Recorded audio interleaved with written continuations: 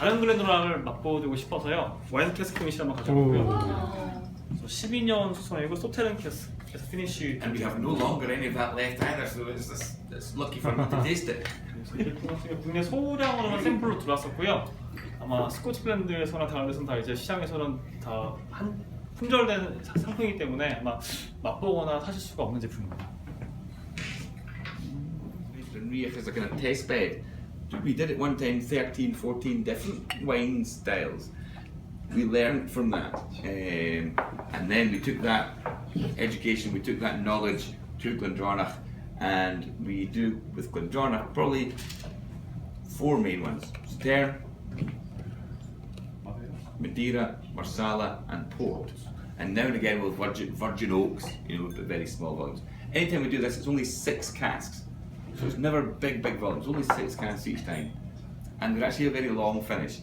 We're utilising the non-sherried wood here, using the non-sherry wood from the warehouse, and they stay up to 4 years in the cask finishing. Very interesting. 이 12년 소테른 캐스크 같은 경우는 이제 보통 글렌도락 쉐리 캐스크성 원액이 80% 이상이잖아요. 근데 나머지 이제 20%의 그 캐스크인 거고요. 보통은 쉐리 캐스크 아니면 보통 버번을 많이 쓰죠. 버번 캐스크에 먼저 수성을 시켰다가 이제 와인 캐스크, 이 경우는 이렇게 소테른 와인 캐스크에 넣어서 피니시를 시킨 거고요. 다른 메이커처럼 단지 무슨 몇 개월, 1년, 2년이 아니라 4년 정도 캐스크 피니싱을 시킨 그 제품입니다. 또 글렌도락하고 벤약하고 똑같은 회사잖아요. 한 회사예요. 그러니까 벤약은 보통 한 시즌에 13개에서 14개 정도 와인 캐스크 피니시를 되게 많이 갖고 있잖아요. 거기서 이렇게 배운 거죠. 벤약에서 여러 와인 캐스크 피니시를 만들면서 테크닉을 이렇게 배웠고요. 그걸 글렌도락에서 그대로 이제 적용을 시켜본 겁니다. 근데 글렌도락은 와인 캐스크 피니시가 많지가 않아요. 12년 소텔은 아니면 이렇게 마데이라, 마르살라, 포츠 보통은 4종류 와인 캐스크 피니시가 있고요. 그래서 오늘 테이스팅 해보시는 게 상당히 좀 귀한 경험입니다. And we use obviously the best quality available to us. So we're not allowed to put in the bottle, but these come from the Chateau Yquem Sauterne casks. So the best Sauterne we can get. 그래서 여기다 병이나 여기다 캐스나 표시를 하지는 않았지만 가장 유명한 소테른 와인인 샤토 디캠 캐스크를 사용을 했습니다.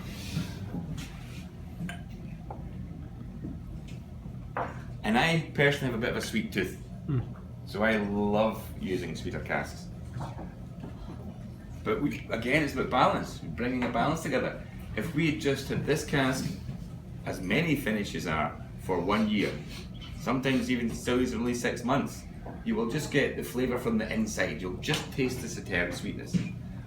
Looking for that balance, that 4 years in the finishing cask, yes, we do get the Sauterne sweetness, but we're going deeper into the wood as well and getting some of that lovely spice out of the wood. When I looked to when to stop this, when do you stop it? Taste. What I was looking for was in the sweetness and that lovely, again, maybe that earthy spice. Sometimes I think about biting a grapeseed and getting that little bit of dryness which happens in your palate when you bite a grapeseed, which is going to balance the sweetness of the Sauterne. So it's all about taste. It's never exactly 4 years and never exactly 3 years or 4 years for a port. We taste it. If it needs another 6 months, we'll leave it another 6 months. If it's, tasting is how we analyze the whiskey. 개인적으로 단맛을 좋아하셔서 소테른 캐스크 상당히 좋아하시는 편이고요. 다른 브랜드들은 보통 캐스크 피니싱을 할 때 1년 아니면 좋게는 6개월 정도만 피니시를 시켜요. 그러면 이제 그 통에 담겼던 그 와인의 맛이 술에 딱 배어들고 와인의 맛만 배어들어요 딱. 근데 이 제품 같은 경우는 4년 동안 그러니까 피니시를 시켰잖아요. 그러니까 와인의 맛뿐만이 아니라 그 원래 와인통이 갖고 있던 나무의 향까지 같이 이제 스며든 거죠. 그래서 테이스팅 해보시면 느낄 수가 있지만 단지 이렇게 소테른의 단맛만 있는 게 아니라 저게 마치 포도씨를 씹었을 때 느끼는 그 타닌감 같은 것도 같이 느낄 수가 좀 있거든요. 그래서 단맛하고 그런 드라이한 느낌이 조화를 잘 이루고 있습니다. And think of that power. Now, if you didn't know this was 12 years old and you had a glass of this, again, you'd put this 15, 16, 17 years old whiskey because of that body, that balance. I think it matures fantastically well. Or Glendronach matures fantastically well in a lot of casks, not just the big sherry style. 그냥 아마 이게 지금 12년을 이렇게 여러분이 다 보셔서 그렇지만 아마 그냥 그런 걸 모르고 테이스팅을 해보시면 12년이 아니라 뭐 14년, 15년, 뭐 17년이라고 생각할 수도 좀 느끼시고요.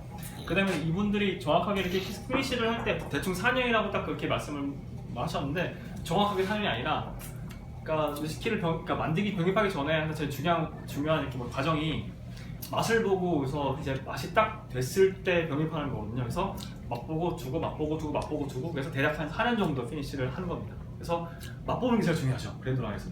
그래서 되게 좋은 직업이에요. This is 46%. Some people, when I've tasted this, you know, they taste the sweetness, but when they get that spice, some people think this is stronger. But that's again that long-term finish, getting into the internal surface of the oak, getting that spiciness coming through. So it does come across as maybe even slightly stronger than a normal 46 expression. And remember, we're tasting it now after 5 whiskies. If you taste this fresh, it will be very powerful. 지금 이게 알코올 도수가 46도이고요. 그러니까 아까 말씀드린 것처럼 와인 캐스크에서 4년 동안 뒀기 때문에 탄닌이 많이 배어 있어서 약간 좀 드라이한 느낌이 좀 있습니다. 스파이시는 좀 강한 편이고요. 지금 저희가 테이스팅을 할 때 여러 위스키를 마신 다음에 마지막에 테이스팅을 좀 했기 때문에 좀 더 이제 이렇게 달콤하고 부드럽게 느껴지는데 그냥 이것만 테이스팅을 이렇게 하신다면 12년 46도 위스키 치고 상당히 스파이시하게 느낄 수가 있습니다. I would say about maybe even as much as 60% of the tastings I do around Ireland now are actually food paired. You know, doing maybe 2 whiskies for each course, or even sometimes with a matching canopy style. And this always goes down well on a food pairing tasting. You know, you can sit and enjoy a meal with that on the side. Perfect. 다른 쉐리 위스키 같은 경우는 음식하고 좀 조화시키기 좀 힘이 들잖아요. 이 제품 같은 경우는 아마 다른 뭐 이렇게 가나페스타이나 과일 같은 그런 음식하고도 잘 어울리는 위스키입니다. So I suppose actually what I didn't cover was the warehouse. So I'll just flick on to a couple of bits of the warehouse. But sherry cask, lots of space around the cask for them to breathe. It's the best way and the only way really to keep good single malt whiskey in maturation. 지금 보시는 게 아까 제가 말씀드린 그 더니지 웨어하우스 스코틀랜드 전통의 이제 창고의 모습이고요. 보시면 그냥 흙바닥에 3단으로밖에 쌓아놓지 않았고요. 그래서 이렇게 온도하고 습도 유지를 잘 하고 있고요. 그랜드랑이 아마 총 창고가 6개가 있는데 그 중에서 3개만 더니지 웨어하우스예요. 나머지 3개는 그러면 뭐냐면 싱글 몰트용으로 만드는 게 아니라 블렌드용으로도 상당히 원액을 많이 제공을 하거든요. 그 수송용으로 사용을 하고 있습니다. So that's some picture of how maybe you shouldn't. Palletized, mostly for blending. Again, you can see you wouldn't want to keep your single malts in that environment. Racking, racking's not so bad, still a lot of air around it. But the unfortunate thing about racking, it's slightly higher, so there is a temperature difference from the bottom cask to the top cask, and that will again affect it. If you look at American whiskies, they say they alternate. They'll take the top row and put the bottom row. You know, there might well be some distilleries in Scotland who do that, but I think manpower-wise that probably wouldn't be feasible.